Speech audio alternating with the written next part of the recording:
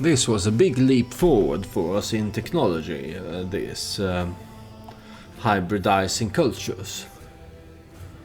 That's a good thing. And here, since Britislav Premislid, my son-in-law, was fired as chancellor, let's have him, because he would be a good court jester. Well, some people seem that court jester is an insult, but I don't agree. I mean, have you seen this 80s movie Ivanhoe? When I was a kid, it was on television every New Year's Day, every year. There's the one who plays Gimli in The Lord of the Rings, John Rhys Davies. He's in it, and then there's this guy from Jurassic Park, Sam Neill. He's also in it.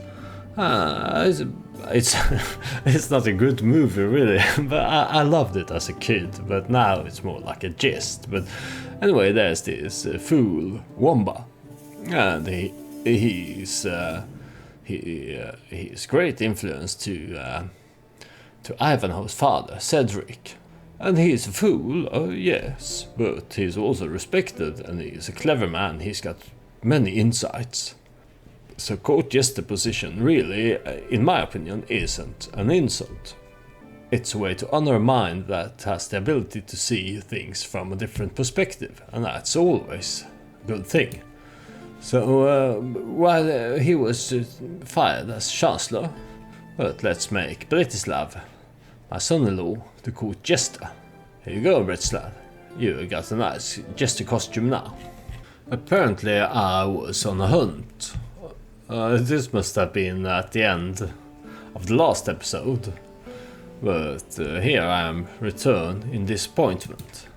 But I lost some stress from this, and now I think it's time that, since we are reforming the faith, that I go on a pilgrimage.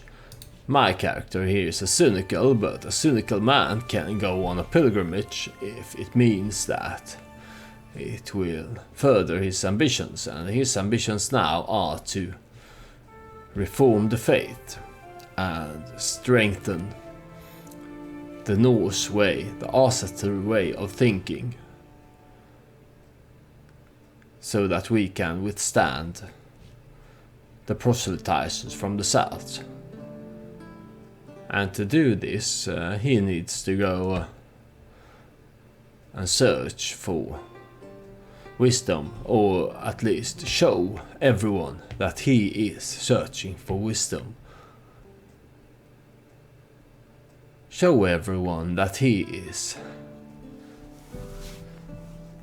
searching for the roots of divine knowledge, or where the roots of the three Yggdrasil goes. That's what he will do.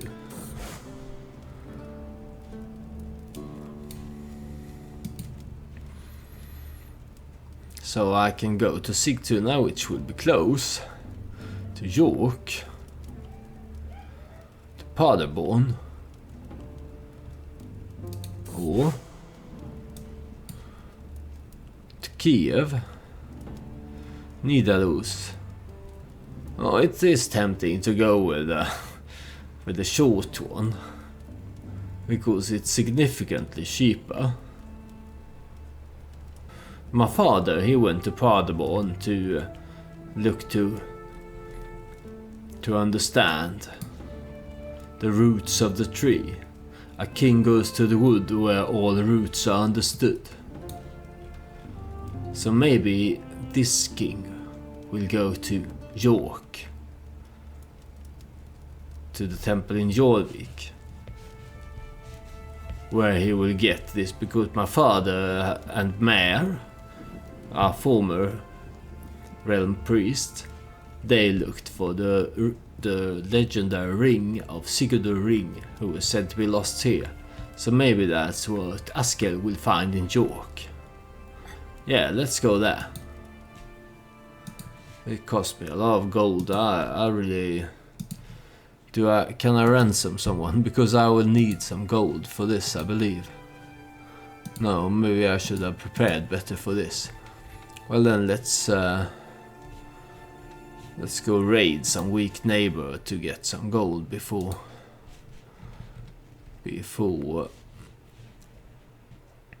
Yeah, let's raise our raiders here, so... Because we will always need gold to...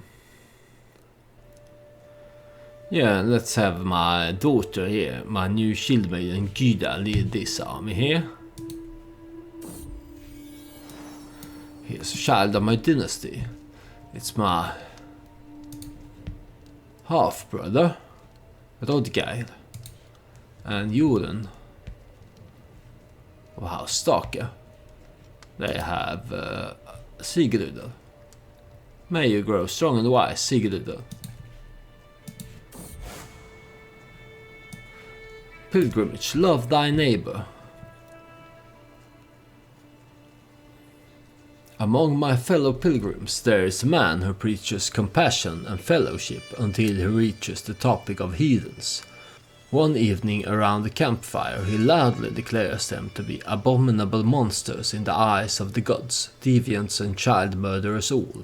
Most people avert their eyes when he looks at them. Tonight I was not quick enough. Do not agree, O king, he says. So I can gain sympathy for heathens and get stressed. Or I said, I agree and I will not trust anyone who came to their defense and get disdain for heathens and also gain stress. Probably this last one is better because I don't have so many heathen vassals. Well, I've got a few, so maybe this book... Had he been a zealot, I would have gone with this last one. But in his life he's seen that. The Christians down here, and he's also been to the Varangian Guard down in Byzantium, so he has seen the world. He is a well-traveled and well-educated man, so he sees that they are not all that bad. Only a very weak, uneducated mind can think that people of different faiths and cultures are abominable monsters. that's ridiculous.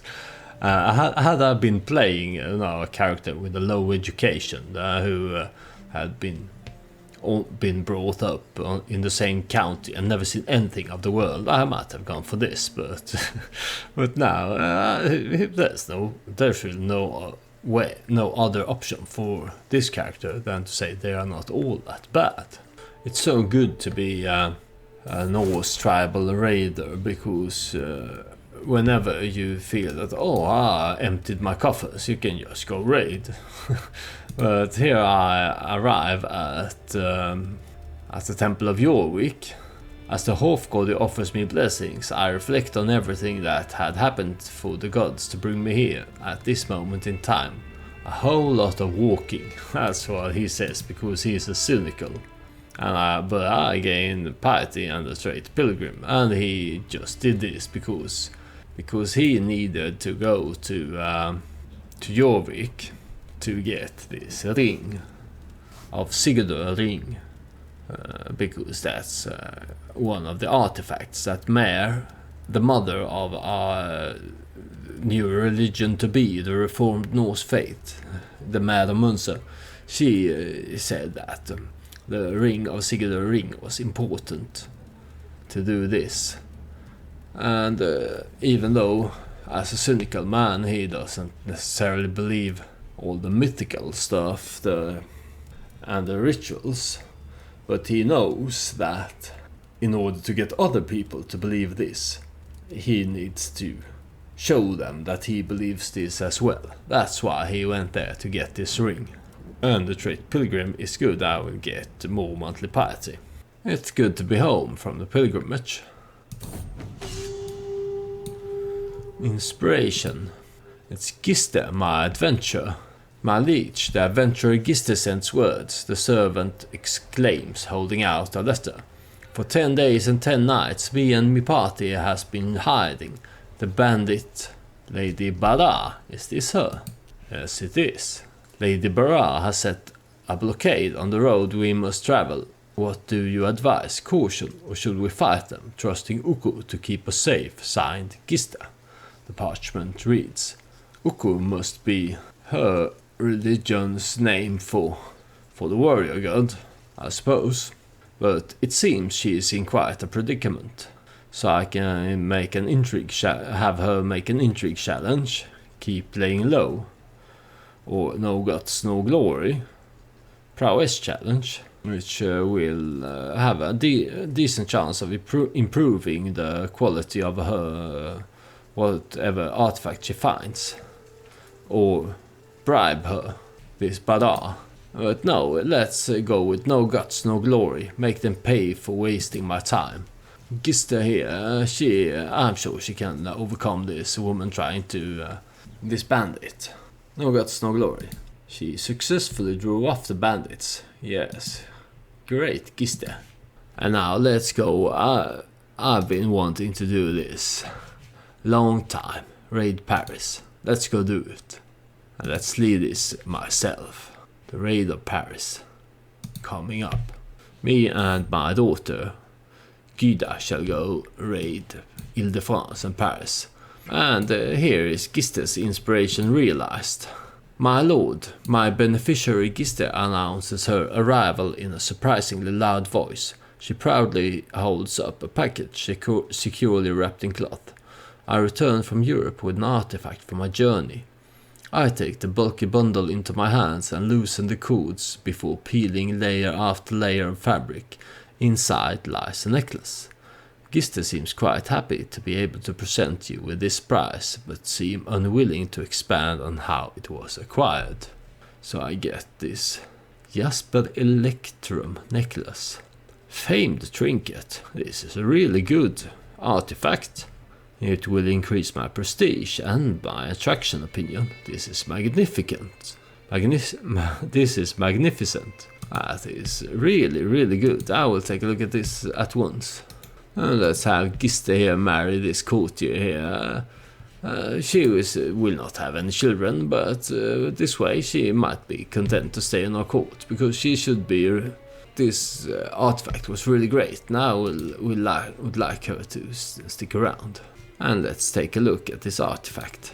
Here it is. Let's equip it. Jasper Electrum necklace. An ornate yet delicate necklace of masterful craftsmanship.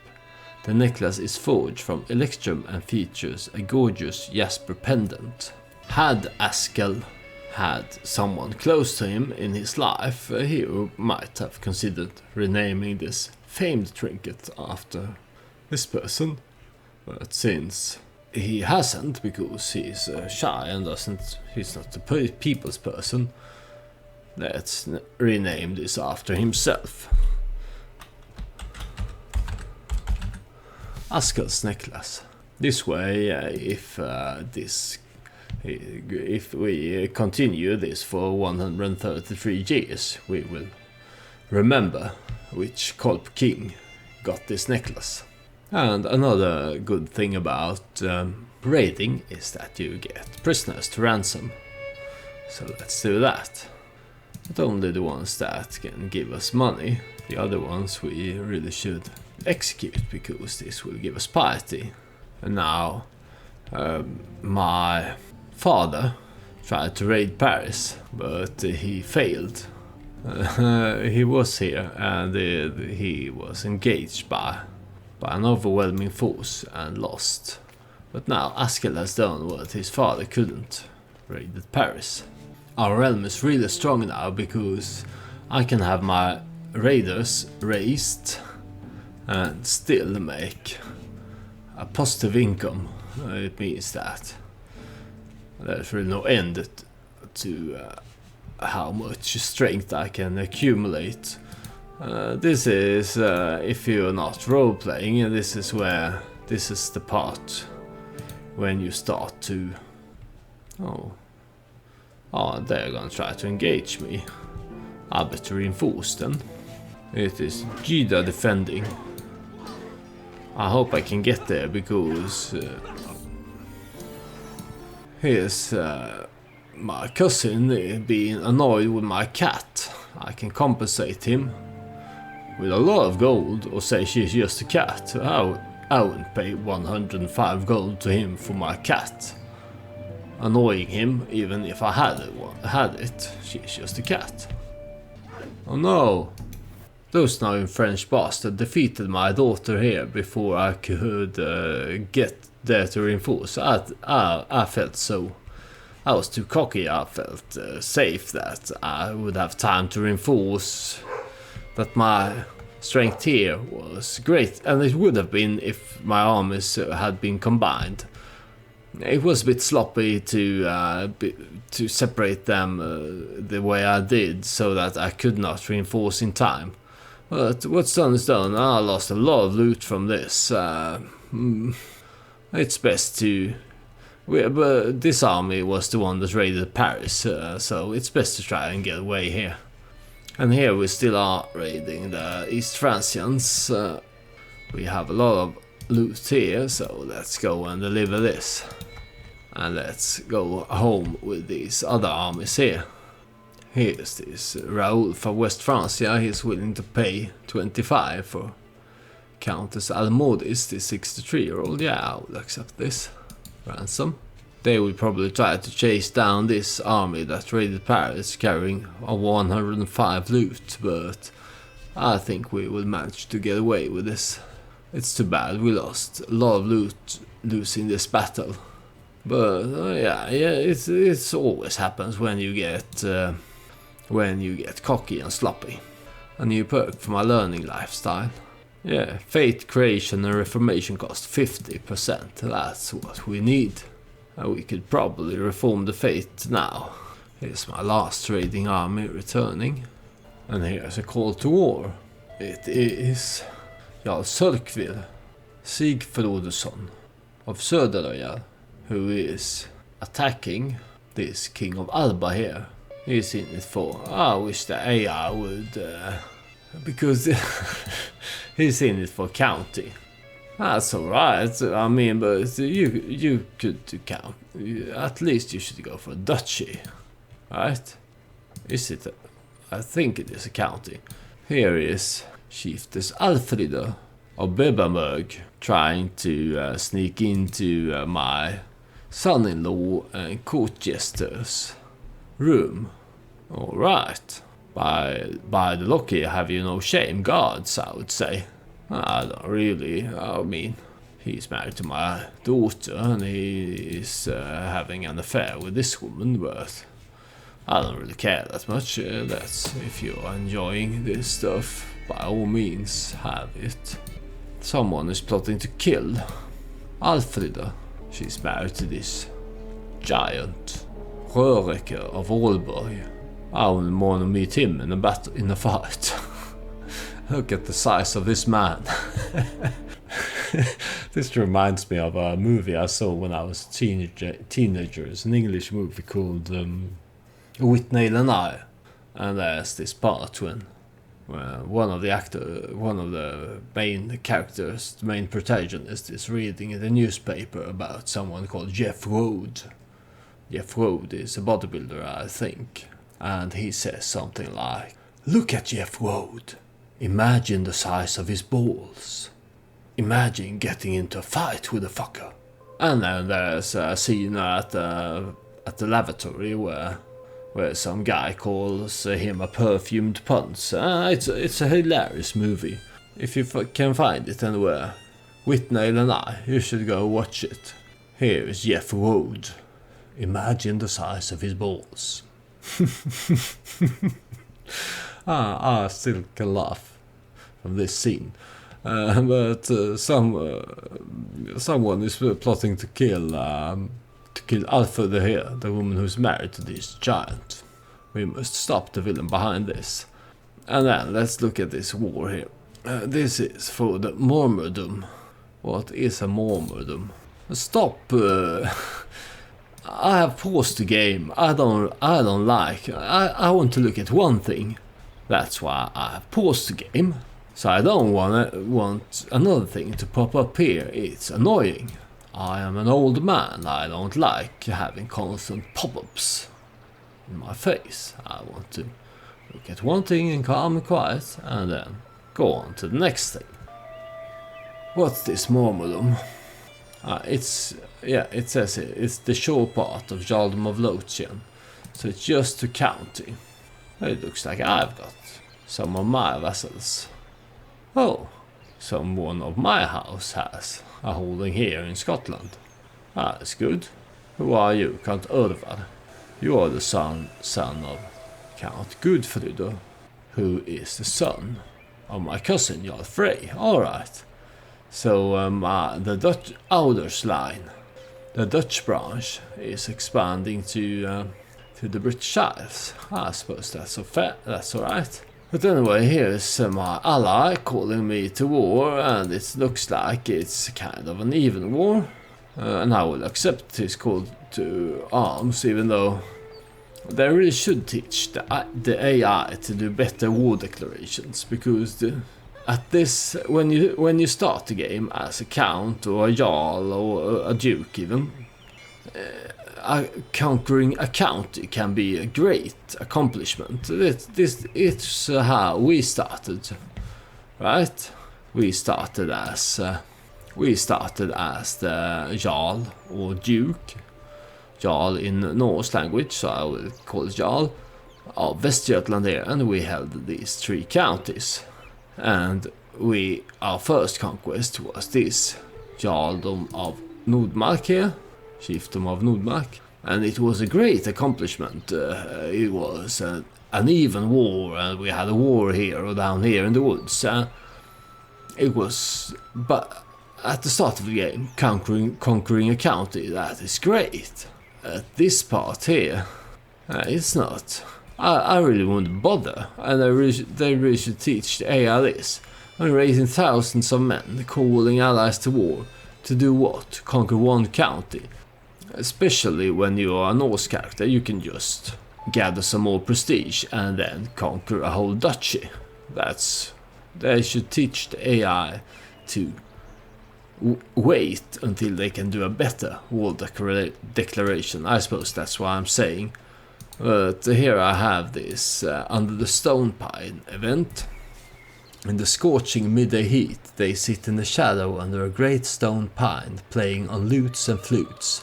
They sing in many tongues, yet my heart can understand every word. I can hear them from my balcony, and they stir my soul. Yet I do not know the identity of these musicians, and when I leave my lofty halls and approach the tree, they are gone. Are they sent from Valhalla? Are they phantoms devised by Loki, or to ensnare me? Perhaps not. But what am I to do with these damned feelings? I've had this event before, but I kinda like this text. It's got a good flow to it. I like how it dances. So I can say, so beautiful and get awed by beauty. Decreased stress gain. Or I could spend a lot of gold to sponsor some more musicians to get prestige growth and courtier and guest opinion. Or say, enough, I will have that damn tree chopped down. He's vengeful, shy, and cynical. So there's really nothing, his traits doesn't really say much about how he would go here. Maybe a cynical man, yeah, well, a cynical man could be awed by beauty, there's nothing saying he couldn't. But no, I think I will actually spend the gold to get prestige gain and invest in music. Yeah, I should sponsor more musicians. We like culture here in Västergötland. And speaking of that, how's my development? Oh, look at this. We are developing Västergötland into quite a metropolitan. It's almost, it's 18 development. We cannot compete with Rome's 28 here, but we kind of can compete with Orleans and Ile-de-France. Yeah. So it's look at this. Here's some culture and philosophy going on here. Maybe the Renaissance will happen in Västergötland in this history line. I can only hope. But now we're in a war here to help our ally. We have an army raised. Maybe this will be enough. Maybe we won't need to raise all our forces. Kind of looks like we are. Alba is is the war leader for the defenders, and they are allied to England. And this naked King Solomon, he's probably a relative of ours. What's his relation to Giselle? Maybe his father is King Erbsen, and King Erbsen's mother was Giselle. And Giselle, if you've been watching from the start, you know that Giselle has a large part in our story. And now again we found this House of Poor, the rulers of Brittany, our old arch rivals. Well, not really arch rivals, we've been bullying them and taking what we want from them since the beginning of this playthrough, including his grandmother, that instead became an important person for us. She's the mother of... No, what it looks like our family has lost Aquitaine. And instead this house, they have taken their revenge here. The House of Poor against my... Is there anyone left from my house here? Doesn't really look like it, no. So what happened to my... It would have been my father's brother. It would have been Balder. So Balder is dead. He died under mysterious circumstances. That indicates that he was murdered. He had some children. Here is one. She was married to a Duke of the House Gelonus and had a son who is now the Duke. So he's not of our house, but in a way he is carrying on Giselle's legacy down here in Aquitaine. And then there's this one. He is really the hope of House Korp down here, because he still holds land. He has a lot of claims, and he has a decent strength, and he has converted to Catholicism. It's good for him, I suppose, because that means he is more likely to hold on to lands here.